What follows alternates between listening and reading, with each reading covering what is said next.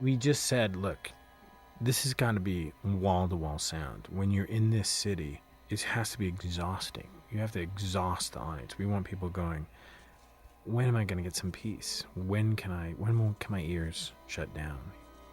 I guess at the end when we get out to the field, you know, and it's just the idea of, it's the habit trail. The key note was that even when you're not seeing stuff, you're hearing stuff, and you're always hearing stuff on top of stuff on top of stuff. It's not just, the kid crying and the dog barking, but it's the game show going on and the people, people on the steps above you thumping as they go. It's like, that's the world that we live in. We talked about, driving down Broadway in downtown LA, and you go past all these storefronts, and there's this cacophony of, Guatemalan pop music and Middle Eastern disco, and this all these cultures vying for airspace. Go to 42nd Street. It's not just the sound of the cars and sirens and all that stuff. It's music everywhere. It's just constantly, and everybody kind of like going, this is what I want to hear, and this is what I want to hear, and it's the battle of that, and that would be part of the ringing in your ears by the end. There's another composer named Ioannis Xenakis that I was really into, and then the more famous one like Stockhausen and Cage. Those composers really got me interested in sound as music, because and to me that's all sort of the same thing, really. Sound is just not as tonal as traditional music, but it's still musical into my ear, and so in some way that's all it is. It's just organizing it, but instead of having a cello, you have a car engine. So you have to figure out a way to make everything fit in there, and it's a song. It's kind of abstract, and it might sound kind of silly, but at least I try and approach it that way.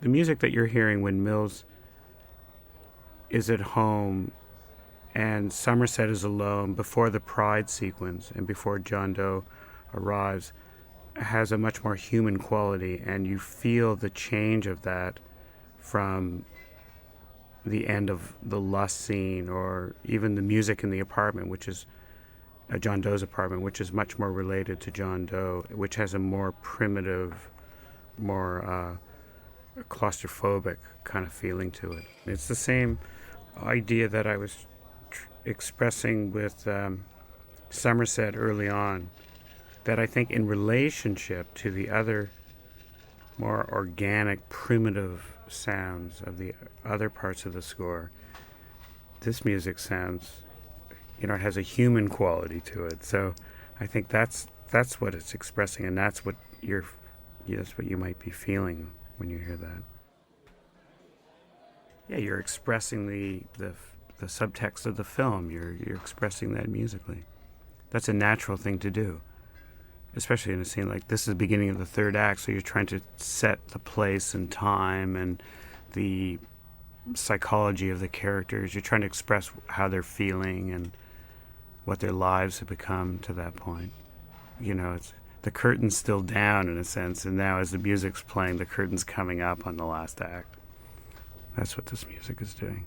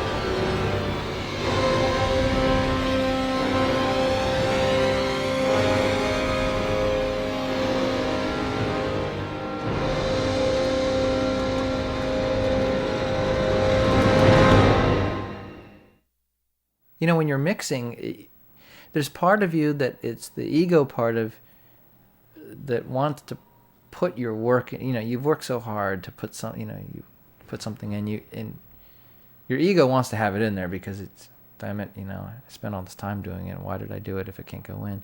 But then you really have to look at it differently and really just say, but is it really helping the film, or is it really what the film's about? And that's what's so great about working with David is he allows all these sort of wonderful, creative, collaborative decisions to sort of occur, and you really kind of discover what is best for the film, not what's best for the sound editor or the actor or the composer. It's what's best for the film, and oftentimes it's just less. Less is more. It's a cliche thing that everybody says, but it really is true often. Just get rid of it. Just have one little sound and one little thing. That's all we need. And sometimes it's the simplest thing is what you need. It's the simplest sound. You just need the sound of a door slamming violently. But sometimes it's so hard to think of that. And that's the only thing you really need. Ultimately, you just need this music and that door. And there might be the layers of the rumble and the layers of the rain and the sounds of the drips and the baby crying down the hall and all the televisions coming through the wall. But if you don't have that one essential noise, which is really truly what it's about, it's the cornerstone of what it's going to carry the scene, then you're going to fail. And it's very difficult when you have all these elements and you're really painstakingly trying to get them all to speak in a blend which is subtle, and yet you can hear the individual elements. You're trying to layer them in a way, and when you're mixing, so that they're there if you choose to hear them, but your ear still gravitates towards the sound, which is the most important sound. Maybe it's like rack focusing on an image. You might see all these things, but when the focal length changes and you're forced to see something, it's sort of like that. I think I hope that's a good way of describing it, but it's hard. It's really hard to remember that, David's also really, he enjoys looping also. He's not a purist in the, like Scorsese is, but in terms of actor's performance, he oftentimes enjoys re-recording the actor and getting a new performance from them.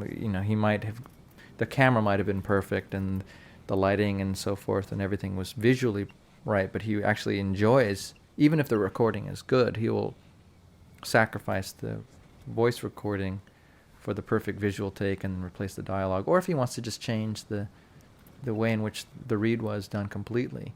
There's a scene after they arrest John Doe. I'd like to speak to my lawyer, please. And they're in the interrogation room, and Doe's dipping the tea, and he's talking to his lawyer. There was nothing wrong with Willie Burton's recording through there. It was perfectly fine. It was done on a soundstage. It all sounded great, but they were speaking in normal voices.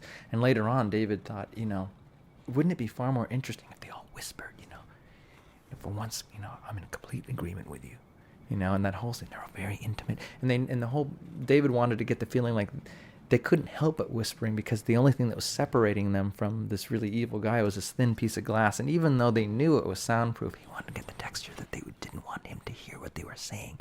And so he revoiced everyone.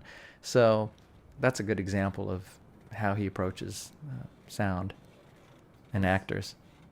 And that's what's so exciting about having the effects only, because I haven't heard it like this since we pre-mixed it back in, when would you, 93 or 94? Hear it again after all these years, and get to relive all the thoughts that went into putting those noises in their appropriate places.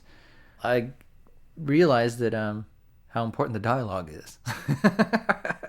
I think people will be pretty bored by watching it this way, but it's interesting to see the amount of work that goes into something that most people don't notice, and it's really, really neat.